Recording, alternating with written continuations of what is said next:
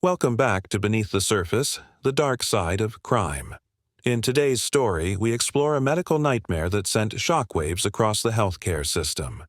This is the haunting tale of Dr. Christopher Dunch, a neurosurgeon whose ambition, arrogance, and addiction led to catastrophic consequences for his patients. Dr. Dunch was supposed to heal his patients, but instead he became their worst nightmare. His botched surgeries, fueled by addiction and a dangerous disregard for human life, turned him from a rising star in the medical field to a convicted criminal. But his story doesn't just end with his fall from grace. The lives of those who trusted him, patients, families, and colleagues, are forever altered.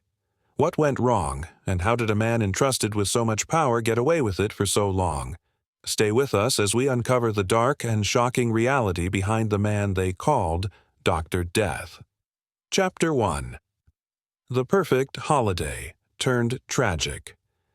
It was November 1st, 2011, in Garland, Texas. The Martin family was preparing for their usual holiday cheer. Kelly Martin, a 54-year-old teacher, and her husband, Don, a police officer, were busy decorating their home for Christmas.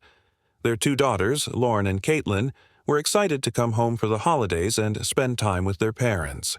This was a time of joy, laughter, and family traditions. But everything changed in an instant.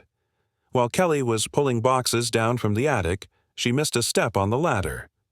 She fell to the floor with a sickening thud, landing awkwardly. The pain in her back was sharp and immediate. Though it was hard to focus on anything else, Kelly tried to brush it off, thinking it was just a minor injury that would heal with time. After all, she had lived through worse. But as days passed and the pain continued to worsen, Kelly knew something was wrong. She finally made an appointment with her doctor. A series of tests revealed that Kelly had a herniated disc in her spine. It wasn't a simple issue. It was a serious problem that required surgery. Kelly was devastated, but she tried to remain hopeful. The doctor reassured her that surgery would be the best option for relief. After all, it was a common procedure. It wasn't until her doctor recommended Dr. Christopher Dunch, a neurosurgeon with a strong reputation, that Kelly and Don began to feel a sense of comfort. The decision was made. They were told the surgery would be simple and routine, taking no more than 45 minutes. With a sense of optimism, they moved forward, unaware that their world was about to collapse. Chapter 2. The Dunch Promise. Dr. Dunch's office was elegant, well-maintained, and calm. His presence was confident, authoritative. Kelly and Don met him for the first time in the sterile, almost too perfect environment of his practice. His reputation preceded him. He was a rising star in the medical field, and everyone had great things to say about him. He seemed to have everything under control, and that was all they needed to hear. Dr. Dunch quickly assured them that Kelly's surgery would be straightforward. "It's a simple procedure," he said. "You have nothing to worry about." He explained that the surgery would only take about 45 minutes, and Kelly would be back on her feet in no time. In fact, Dr. Dunch boasted about his flawless record. He casually brushed off any concerns by saying, "There's never been a bad outcome in my career. Knock on wood."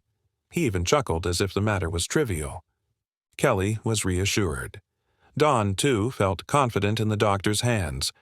After all, he had seen patients rave about Dr. Dunch's work, and Kelly trusted his judgment. The decision was made. Surgery was scheduled for March 2012, and the hopes for a pain-free future were bright. But as they left his office, Kelly and Don couldn't shake a small, nagging feeling. Perhaps it was just the anxiety of surgery, but something about Dr. Dunch's confidence struck them as a little too rehearsed. They were so focused on the upcoming surgery that they pushed it aside. Chapter 3. A Simple Surgery Gone Wrong. March 2012 arrived quickly. Kelly's surgery was scheduled. Don waited in the hospital's waiting room, sitting quietly but with a deep sense of unease building in the pit of his stomach. The clock ticked slowly, and the minutes dragged on. He was anxious, but he trusted that everything would go smoothly.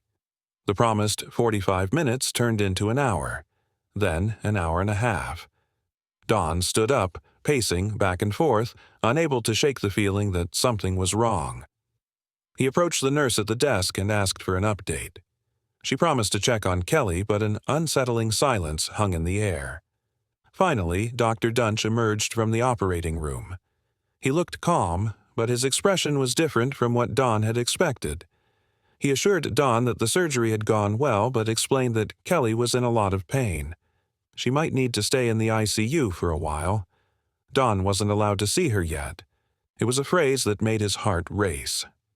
"We're still working on her," Dr. Dunch said, but there was no urgency in his tone. It felt off. Hours passed before Don was finally allowed to see his wife. 2 hours. 3. His daughters arrived at the hospital, joining their father in the waiting room. A chill ran through the air as the ICU physician and anesthesiologist approached them. Their faces were drawn and grim. They barely had to say a word.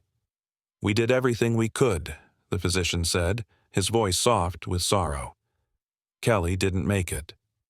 The world stopped. Don's mind couldn't process what he was hearing. He didn't believe it. Not Kelly. Not after such a simple routine surgery. He was numb with disbelief. Kelly Martin, the love of his life, the mother of his children, was gone. Chapter 4. Questions that needed. Answers. Don's grief turned into suspicion. How could this happen? How could a simple surgery take the life of his wife? The doctor's explanations made no sense. Kelly had died from internal bleeding. But how had that happened? What went wrong in the operating room? As the family tried to process their loss, Don began to dig deeper into Dr. Dunch's past. The answers they found were chilling. They learned that Kelly's death wasn't an isolated incident. Dunch had a history of medical failures, many of which had been swept under the rug by the hospitals that employed him. As more patients came forward with their own horror stories, Don's suspicion turned into a firm conviction that Dunch was not just a careless surgeon, he was a danger to everyone he operated on. Chapter 5. The Man Behind the Mask. Christopher Dunch was born in 1971 in Montana. As a child, he dreamed of playing professional football. But after struggling with his athletic abilities, Dunch turned his focus to medicine. His path to becoming a neurosurgeon was marked by academic success. He excelled in medical school and was eventually praised by mentors for his brilliance. But behind the polished resume and glowing reviews, there was a darker side to Dunch. Throughout his years of study, he began experimenting with drugs and alcohol. His substance abuse escalated during his surgical residency. Colleagues later recalled seeing Dunch arrive at the hospital after long binges, still under the influence of drugs, ready to perform complex surgeries. His behavior was erratic, his decision-making impaired, but his reputation allowed him to continue rising through the ranks. Dunch's arrogance was just as dangerous as his addiction. He believed he was invincible, above the law, above reproach. His confidence in the operating room was unshakable, but so was his disregard for patient safety. He was, in his mind, a genius, untouchable and infallible. Chapter 6. Red Flags Ignored. Despite the many warning signs, Dunch continued to be employed at prestigious medical institutions. His growing reputation allowed him to move from one hospital to the next, despite multiple complaints about his behavior. Colleagues saw his poor judgment, his reckless approach to surgery, and his growing drug problem, but the hospitals turned a blind eye. One of his first patients, Ken Fennell, was permanently injured after Dunch operated on the wrong part of his spine. Ken's pain only worsened after the surgery, but Dunch reassured him that everything was fine. It wasn't. Ken would spend the rest of his life in pain, unable to walk without assistance. Despite the mounting evidence that Dunch was not fit to practice medicine, hospitals continued to give him operating privileges. The system that was supposed to protect patients was failing them, again and again. Chapter 7. The Consequences of Carelessness. As Dunch's surgeries continued to go wrong, the fallout was devastating. Lee Passmore, another patient, was left with severe, life-altering injuries after Dunch's negligence. Despite warning signs, Dunch continued to operate without hesitation, leaving his patients in agony. His arrogance was a constant presence in the operating room, blinding him to the real consequences of his actions. Barry Morgello's surgery was another example of Dunch's utter disregard for his patients' safety. Barry, who had already endured a lifetime of physical pain, trusted Dunch to fix his back. Instead, Dunch's careless actions left him permanently disabled. Barry was forced to live with chronic pain, a constant reminder of the surgeon who had promised him relief. But it wasn't just patients who were harmed. Dunch's friends and colleagues were deeply affected by his reckless behavior. Jerry Summers, Dunch's childhood friend, was left paralyzed after routine surgery. Dunch had once been his friend, but after the surgery he showed no remorse. He didn't even bother to check on Jerry. Instead, he continued to operate, leaving behind a trail of suffering. Chapter 8. The Wake-Up Call. Dr. Randall Kirby, a seasoned neurosurgeon with decades of experience, had seen many surgeries go wrong in his career, but nothing like this. As he pored over the evidence, the pattern was undeniable. Dr. Dunch had consistently made mistakes that were far beyond ordinary medical missteps. The thought of a surgeon repeatedly harming patients, despite having all the training and resources, left Dr. Kirby questioning the integrity of the medical system itself. He reached out to his colleagues, shared his findings, and asked for help. Together, they began compiling a record of Dunch's botched surgeries, but each time they went to hospital administrators, they were met with resistance. Dunch had always been a star in the surgical community, well-connected and charismatic. His skill in the operating room, though flawed, made him a financial asset to the hospitals where he worked. It seemed that everyone involved, hospital executives, board members, and even fellow surgeons, had something to gain by turning a blind eye. Despite their personal beliefs, many hospital administrators simply saw Dunch as a man who made a lot of money for their institution. The realization that Dunch was allowed to continue practicing for so long, even after multiple incidents of medical negligence, was gut-wrenching for Dr. Kirby and others who had been vocal about the surgeon's incompetence. The failures weren't just personal to the victims, they were systemic. Hospital protocols were bypassed. Red flags that would have halted most doctors' careers were dismissed in favor of maintaining the hospital's reputation. Hospitals allowed Dunch to resign quietly without making a public statement. Some were more concerned with avoiding lawsuits than with the lives that were being destroyed. Dr. Kirby and his colleagues were left with a sense of hopelessness as they knew the damage was done, but they couldn't accept that Dunch's actions had gone unpunished. And so, the families of the victims, including Don and his daughters, were left to carry the emotional and physical scars of Dunch's negligence alone, while the systems that should have protected them failed. Chapter 9. The Legal Battle. The journey for justice didn't end with the medical board's initial investigation. Don Martin's pursuit of answers became a lifelong mission. Kelly's death had ignited a fire within him, a burning desire to make sure that no one else would fall victim to a man like Dr. Dunch. He couldn't rest, not when he knew that his wife's death was just one piece of a much larger, much darker puzzle. Every document he gathered, every phone call he made, only reinforced the crushing reality. The system had failed them. The very institutions that were supposed to protect their families had allowed Dunch to operate unchecked, leaving behind a string of broken bodies. During this time, Don met with other victims' families. Lee Passmore, an investigator with the Collin County Medical Examiner's Office, became an essential ally. Lee had suffered in the same way as Don, his life irrevocably changed by Dr. Dunch's incompetence. Together, they made a powerful team. Their shared pain gave them purpose. Don became deeply involved in the criminal investigation, using every bit of his energy to push the case forward. He became determined not only to seek justice for Kelly, but also to ensure that no other family would have to endure the same horror. The legal battle became an uphill struggle. It wasn't just the hospitals that were reluctant to cooperate. Many lawyers were unwilling to take on a case that seemed so daunting. Dr. Dunch's medical malpractice cases were a complex web, involving multiple hospitals, dozens of surgeries, and a lot of money. Lawyers feared that Dunch's reputation, his connections, and the sheer number of powerful figures behind him would make any case a long and costly fight. Don's perseverance paid off, though, when he was finally able to find attorneys who were willing to take on the case. The pressure mounted. Hospitals had failed to protect their patients. The medical board had turned a blind eye to Dunch's repeated offenses.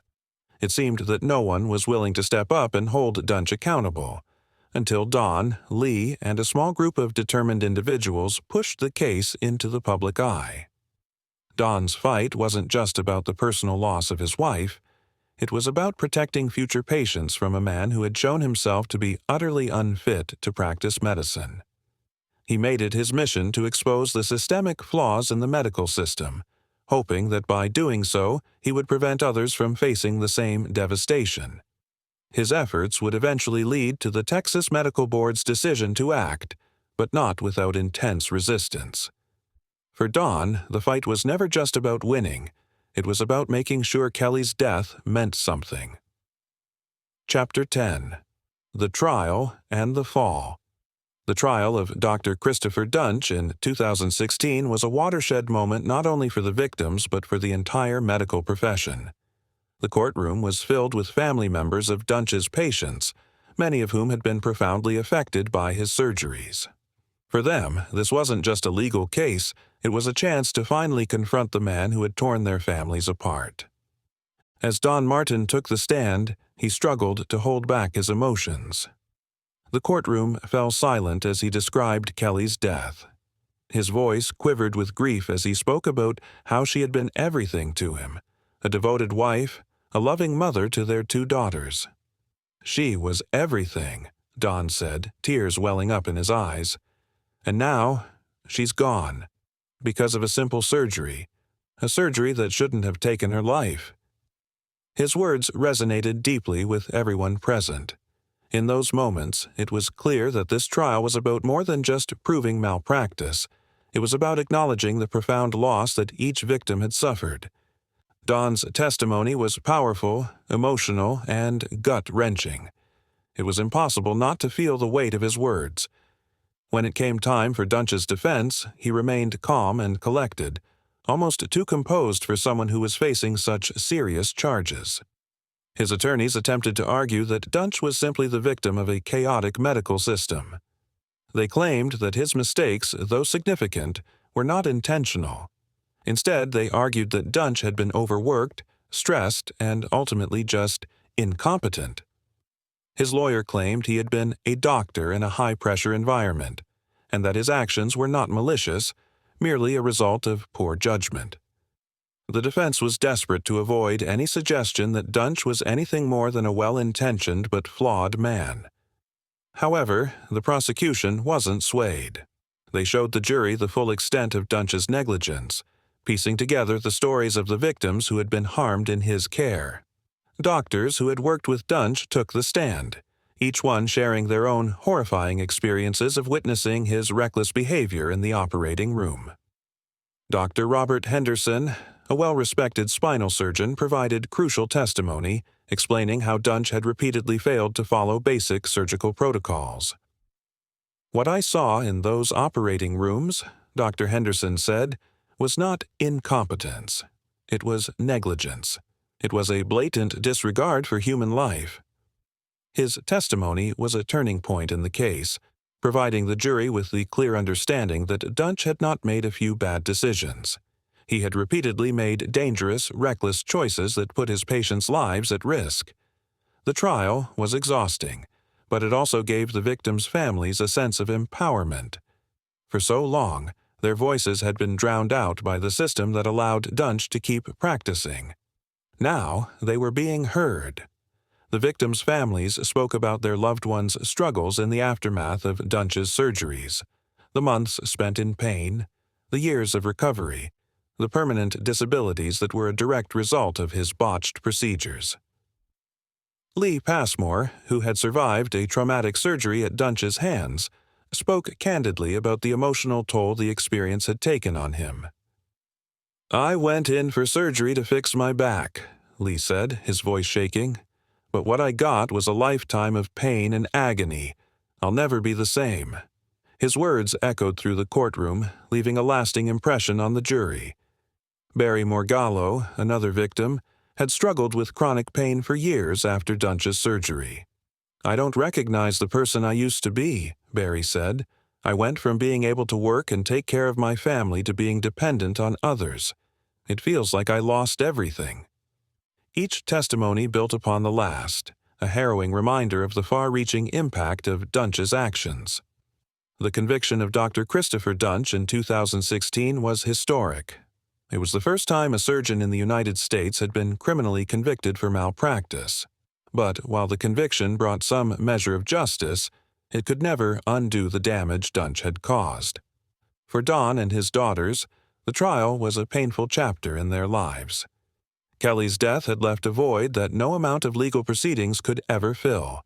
They would never see her again, and no matter how many people were held accountable, the trauma of losing a loved one to someone's negligence couldn't be erased. But the conviction was still a victory for every victim who had suffered at Dunch's hands. It was a victory for those whose lives had been ruined by a man who should never have been allowed to practice medicine in the first place. The legal proceedings that followed Dunch's conviction led to significant changes within the medical community. Hospitals became more vigilant in monitoring the behavior of their staff, and the Texas Medical Board was forced to rethink how it handled complaints against physicians. Dunch's case highlighted systemic failures and pushed for better oversight and accountability in the healthcare field. For the victims, the hope was that their voices would inspire change, and though it would never bring back the lives that had been lost or the potential that had been destroyed, the case of Dr. Christopher Dunch would serve as a lasting reminder of the dangers of unchecked power and negligence in the medical profession. Thank you for joining us on this devastating yet important journey through the life and crimes of Dr. Christopher Dunch. The story of his actions is a stark reminder of how deeply one man's choices can impact the lives of many, and how critical it is to hold people accountable, no matter how powerful they are. If you found this story both unsettling and thought-provoking, please remember to like, comment, and subscribe to Beneath the Surface. Your support is essential for us to continue bringing these important, often overlooked stories to light. Stay safe, and remember, beneath every case lies a deeper truth. Sometimes it just takes the courage to bring it to the surface.